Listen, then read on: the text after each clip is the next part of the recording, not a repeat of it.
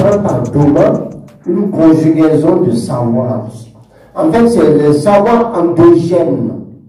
Parce que le dozoïa, le phénomène du dozo, la culture du dozo, c'est un élément de la culture.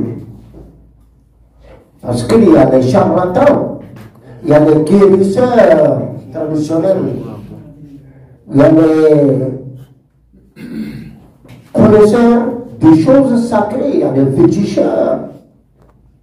Tout ça, c'est l'ensemble des dogmas comme ça. Et comme c'est une conjugaison de savoir, il faut en profiter. Sinon, il y a en tout cas plusieurs associations de dozeurs dans le pays. Mais si certains se sont regroupés pour en faire une affaire de dogmas, ça veut dire ne pas exclure les autres connaissances endogènes là, qui sont la médecine traditionnelle, les savoirs sacrés de toutes sortes, les charlatans. Cela veut dire que le mot dogma est lourd. Il est lourd de sens, il est porteur de beaucoup d'éléments culturels. Ça, c'est très important à savoir. Ensuite, je m'en vais remercier, ce n'est pas de la politique que je fais, chacun a droit aux honneurs auxquels il a droit. On s'en va d'abord féliciter, on va féliciter, encourager et magnifier notre dogma naturel, national. Notre guerrier, chef de guerre infatigable, qui est le président Ibrahim Traoré.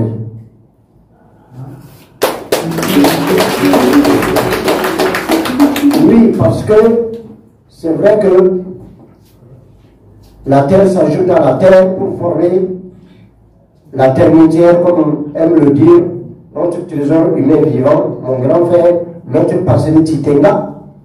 Mais il faut reconnaître que ce que le président Ibrahim a ajouté là, c'est beaucoup. C'est beaucoup. Parce que, à regarder ce qui s'est passé avant, est-ce qu'on peut faire la guerre? On peut faire une guerre sans arsenal de guerre, sans le matériel de guerre. On peut faire ça? Non. C'est bien Ibrahim qui a amené beaucoup d'éléments de guerre, d'arsenal de guerre dans ce pays-là. Sinon, un jour, je l'avais d'ailleurs dit à la RTB, s'il n'était pas venu à temps, 5 mois de plus, les terroristes venaient planter leur drapeau à Ouagadougou. Je suis charlatan, je sais de quoi je parle. Donc, remercions vivement notre cher président du Faso et tous les dozos lui prodiguent des bénédictions pour une longue vie, pour connaître la victoire sur les terroristes. C'est sûr qu'on aura la victoire sur les terroristes, ce n'est qu'une affaire de temps, parce que c'est une guerre qui n'est pas facile à gérer. Ce n'est pas du jour au lendemain. Parce que parmi nous-mêmes là, nous avons des traîtres, nous avons des apatrides, des gens qui osent prendre le fusil pour tuer les Burkinabés, étant Burkinabés. Vous voyez, ce n'est pas une affaire facile, une guerre facile, parce que nous-mêmes, nous sommes contre nous-mêmes. Il faut comprendre ça comme ça. Donc ne soyons pas pressés comme ça pour rien. La victoire viendra. Ceci dit, vous savez, c'est bien ce gouvernement qui a pu prendre la décision courageuse, téméraire, de décréter un jour une journée nationale des traditions, le 15 mai. Mais il fallait attendre Ibrahim pour faire ça. Hein? Ah oui, il fallait attendre Ibrahim pour faire ça. Et je ne suis pas en train de mentir, vous le savez. Sinon là, combien de gouvernements ont passé avant? Combien? Ils ont tous eu peur des communautés religieuses importées là. Et n'ont pas pu déclencher une journée pour nous. Or, cette journée est très importante pour nous parce que, comme l'a dit le président de ça, tu ne sais pas d'où tu viens. Est-ce que tu peux savoir où tu vas? D'où nous venons là, ce sont nos traditions. Ce sont nos traditions, ce ne sont pas des choses importées. Les religions importées sont venues nous trouver dans nos traditions ancestrales. Alors, quoi de mieux que de donner plus d'importance à ça, de magnifier ça? Parce que c'est ça notre culture. Notre culture n'est pas celle des autres. Notre culture, c'est notre vie quotidienne là, ancestrale. Cela dit, j'ai dit qu'on ne fait pas une guerre sans armes. Évidemment, notre association a prévu la formation des guerriers. Et ça, c'est très important. Il ne suffit pas d'avoir les armes, il faut être formé à la guerre également. Et cette formation va insister sur beaucoup d'aspects.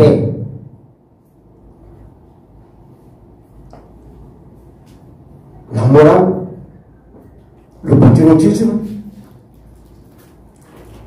et le courage et l'esprit de développement même du pays.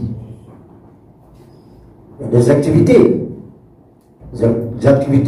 d'élevage, d'agriculture.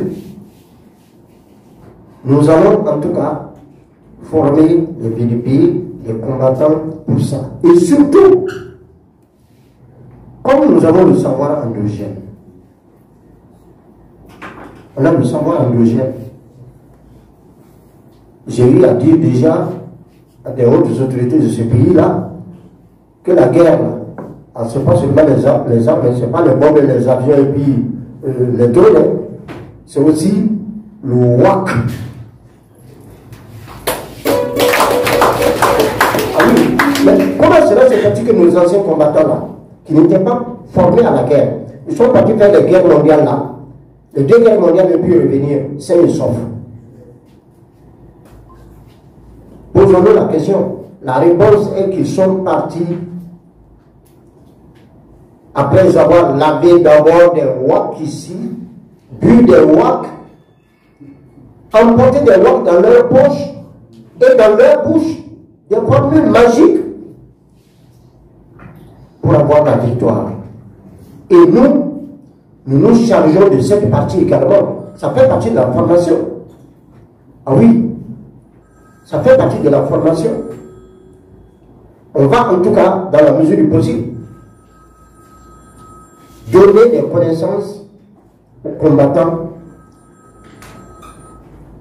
pour aller combattre. Ah oui, et là j'invite les connaisseurs, que ce soit les dozos, les charlatans, tous ceux qui détiennent un pouvoir de connaissance là, vraiment, si on peut livrer ça à nos combattants, ce sera bien pour nous tous. Puisque le savoir, si le savoir ne sert pas, à quoi alors il est destiné? Donc, vous comprenez ce que je vais dire? Le savoir endogène mystique là, c'est très essentiel dans une guerre. Parce que l'armée de Souniata Keïta, même de Samori Touré là, le Ouassoulou, l'empereur de Ouassoulou, c'était une armée des connaisseurs, des Doma, des Dozo, des guérisseurs, tout ça. Oui, Touramaga était le plus grand chef de guerre de Souniata. Ici, nous avons un grand chef de guerre également que le président Ibrahim Traoré. C'est un grand chef de guerre.